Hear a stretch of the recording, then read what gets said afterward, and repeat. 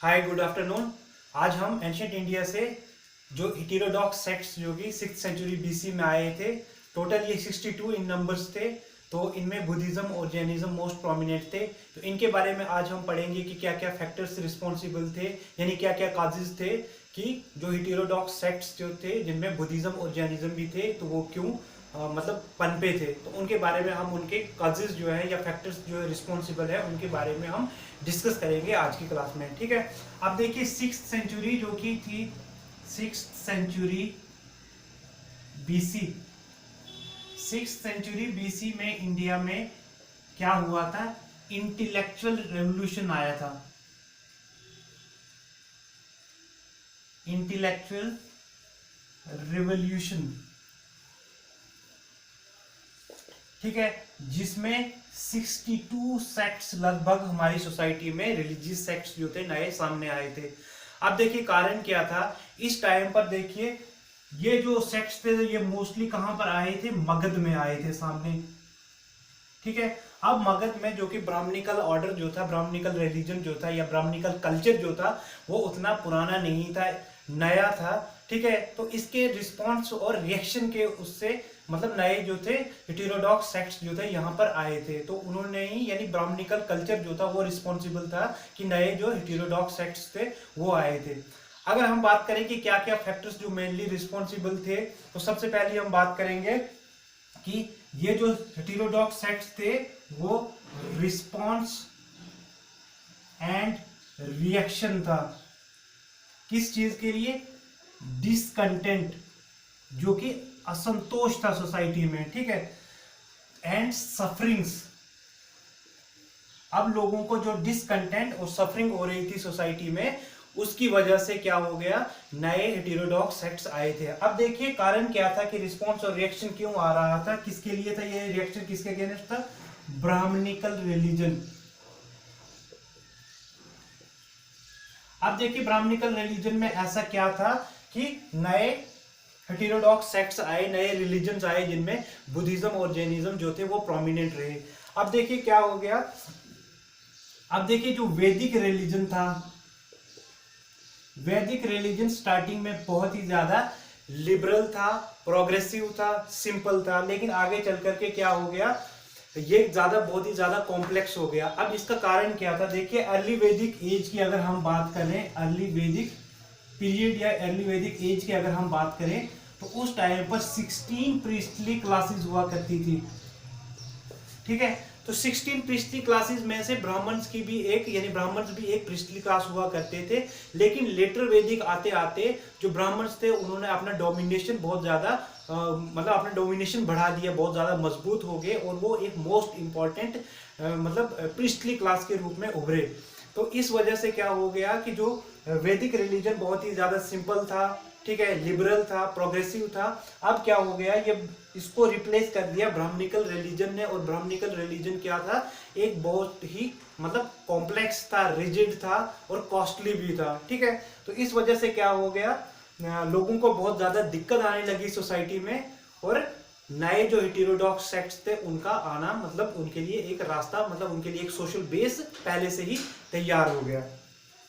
अब देखिए इसके अलावा अगर हम बात करें तो जो ब्राह्मणिकल रिलीजन था वो वायलेंट इन नेचर था, यानी बहुत ज्यादा वायलेंस था, उसमें किलिंग्स हुआ करती थी जानवरों की।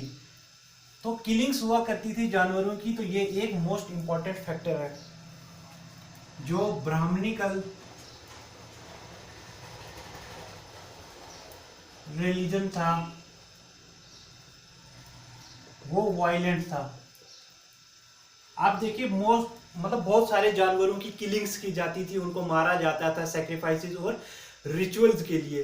लेकिन इस टाइम पर क्या था, 6th सेंचुरी बीसी जो चल रही थी, इस टाइम पर क्या हो रहा था, एक एग्रीकल्चरल रेवोल्यूशन चल रहा था। ठीक है, बहुत ज्यादा डेवलपमेंट हो रही थी इस टाइम पर एग्रीकल्चरल फील्ड में। तो जो किसान हुआ करते थे वो कैटल्स को, ठीक है, यानी बुल्स एंड कॉल्व्स, यानी बैल और बछड़े जो थे उनको एग्रीकल्चरल एक्टिविटीज में, यानी एनिमल पावर को वो यूज कर रहे थे, और कहाँ पे प्लोइंग वगैरह के लिए उनका इस्तेमाल हो रहा था।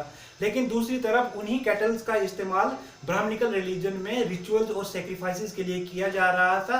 तो इस वजह से एक विरोधाभास पैदा हो गया, एक तरफ से ब्राह्मणिकल रिलीजन जिसको कैटल चाहिए थे किलिंग्स और सेक्रीफाइसेस के लिए, और दूसरी तरफ से आम लोग, किसान जिनको कि कैटल्स की जरूरत थी एग्रीकल्चर के लिए। इसलिए जो हेटेरोडॉक्स सेक्ट्स थे जिनमें बुद्धिज्म, जैनिज्म, उनका रास्ता आसान हो गया, उनके लिए एक सोशल बेस पहले ही तैयार हो गया।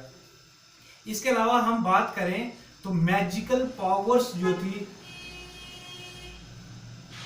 वो एसोसिएट हो गई हिम्स के साथ में। अब देखिए जो मंत्र उच्चारण हुआ करता था अर्ली वैदिक पीरियड में, तो उस टाइम पे जो वैदिक रिलीजन था उसमें किसी प्रकार की दिक्कत नहीं थी, सब सिंपल था। लेकिन आगे चल करके क्या हो गया, मैजिकल पावर्स को भी एसोसिएट कर दिया गया हिम्स के साथ में, और कहा जाने लगा, यानी सोसाइटी में ऐसी धारणा बन गई कि मतलब इन मंत्रों का इस तरीके से उच्चारण करना है एक पर्टिकुलर वे में जिससे आपको की डिजायर्ड रिजल्ट्स मिलेंगे, जो आप चाहेंगे वो मिलेगा। लेकिन अगर गलत तरीके से आप मंत्र पढ़ेंगे तो उसके आपको डिजास्टर्स कॉन्सिक्वेंसेस भी भुगतने पड़ेंगे। इसलिए सही तरीके से मंत्र पढ़ने के लिए आपको ब्राह्मणों की यानी प्रिस्टली क्लास की जरूरत पड़ेगी। और जो मंत्र थे इस टाइम पे उनके वो बहुत ही ज्यादा कॉम्प्लेक्स थे, तो आम लोगों की समझ में कुछ आता नहीं था इसके बारे में, तो ये भी एक कारण था। ठीक है, इसके अलावा अगर हम एक और रीजन देखें तो काफी जो ब्राह्मणिकल रिलीजन था, ब्राह्मणिकल रिलीजन तो वो कॉस्टली था बहुत ज्यादा। ठीक है, क्योंकि इसमें रिचुअल्स और सैक्रिफाइसेस किए जाते थे। आप देखिए ब्राह्मणिकल रिलीजन यानी 6th सेंचुरी बीसी की बात हो रही है। ब्राह्मणिकल रिलीजन में बहुत ज्यादा रिचुअल्स, अनुष्ठान और बलि वगैरह दी जाती थी, इसलिए वो बहुत ज्यादा कॉस्टली पड़ता था। इस टाइम पर देखिए जो मर्चेंट्स हुआ करते थे एंड क्राफ्ट्समैन, अब ये लोगों के पास में क्या हुआ करता था, ये चाहते थे कि उनके पास में जो भी दौलत है वो इकोनॉमिकल एक्टिविटीज की ग्रोथ में उसको लगाएंगे। लेकिन उनके ऊपर क्या हुआ करता था, ब्राह्मणिकल रिलीजन में रहने के बाद में उनके साथ में ये दिक्कत आ रही थी कि उनको ज्यादा से ज्यादा डिमांड की जा रही थी कि वो अपनी वेल्थ को मतलब वेस्टफुल एक्सपेंडिचर में लगा दें, लेकिन वो ऐसा नहीं चाहते थे। इस वजह से एक डिसकंटेंटमेंट पैदा हो गया सोसाइटी में ब्राह्मणिकल रिलीजन के विरुद्ध, क्योंकि बहुत ज्यादा कॉस्टली हो गया था ब्राह्मणिकल रिलीजन। ठीक है, अपने यूजलेस रिचुअल और सैक्रिफाइसेस की वजह से। ठीक है, ये भी एक कारण था। अगर हम बात करें कि सोशल स्टेटस जो था या सोशल मोबिलिटी जो थी वो एब्सेंट थी ब्राह्मणिकल रिलीजन में, यानी सोशल स्टेटस जो हुआ करता था ब्राह्मणिकल रिलीजन में वो बाय बर्थ हुआ करता था। अब देखिए ब्राह्मणिकल रिलीजन में ब्राह्मणिकल रिलीजन जो था वो रिजिड था, काफी रिजिड था, यानी किसी प्रकार की फ्लेक्सिबिलिटी नहीं थी।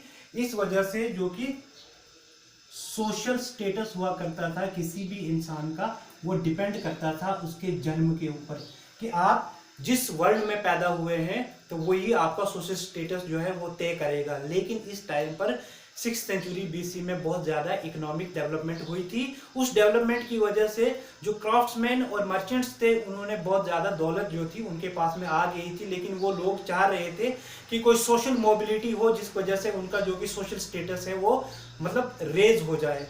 लेकिन ब्राह्मण समाज जो था यानी ब्राह्मणिकल ऑर्डर में ऐसा मुमकिन नहीं था कि सोशल मोबिलिटी नहीं हो सकती थी, लेकिन वो लोग चाहते थे कि उनका इकोनॉमिक स्टेटस जो कि हाई हो चुका है तो इस वजह से उनका सोशल स्टेटस भी हाई होना चाहिए। तो ये सभी कारण रहे कि जो कि वो लोग ब्राह्मणिकल रिलीजन से दूर हुए और बुद्धिज्म और जैनिज्म की तरफ चले गए।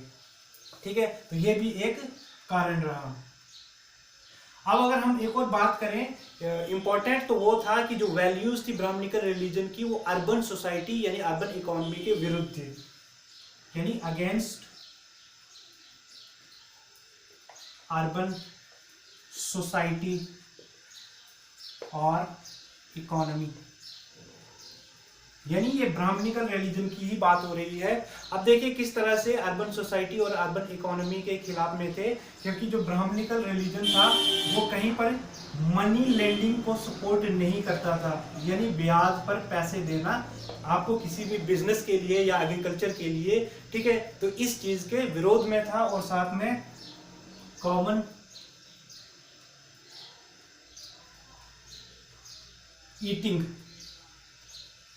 ठीक है, अब देखिए लोगों का अर्बन जो सोशल सेटअप होता है वहां पर लोग एक साथ में खाना खाते हैं। ठीक है, और साथ में मनी लैंडिंग, ये जो कि अर्बन जो कि फीचर्स थे इनको मतलब वैल्यू नहीं दे रहा था, तो इसलिए क्या हुआ कि एक नए जो हेटेरोडॉक्स सेक्ट्स थे जिनमें बुद्धिज्म, जैनिज्म, उनके लिए रास्ता तय हो गया। तो ब्राह्मणिकल रिलीजन में ही कुछ ऐसे फ्लॉज थे, कुछ ऐसी कमियां आ गई, क्योंकि पहले जो वैदिक रिलीजन था तो उसमें किसी प्रकार की कमी नहीं थी, वो सिंपल था, प्रोग्रेसिव था, लिबरल था। लेकिन आगे चल करके जब ब्राह्मण्स ने उसको ओवरटेक कर दिया तो उसके बाद में उन्होंने काफी ज्यादा रिजिडिटी ला दी, उसमें काफी कॉम्प्लेक्स हो गया, रिचुअल्स, सैक्रिफाइसेस, किलिंग्स, बहुत सारी चीजें हुई जिससे सोसाइटी बहुत ज्यादा परेशान हो गई। जो कैटल्स थे उनकी जरूरत उनको पड़ी। ठीक है, उनका सोशल स्टेटस भी मतलब उनकी बर्थ से ही तय होने लगा। तो ये सब चीजें, और साथ में अर्बन इकोनॉमी के विरोध में रहे, तो ये सारी चीजें जाकर के आगे कंट्रीब्यूट हो गई किसमें कि आगे नए हेटेरोडॉक्स सेक्ट्स आए, टोटल 62 इन नंबर्स, लेकिन इसमें मोस्ट प्रोमिनेंट रहे बुद्धिज्म और जैनिज्म। Thank you.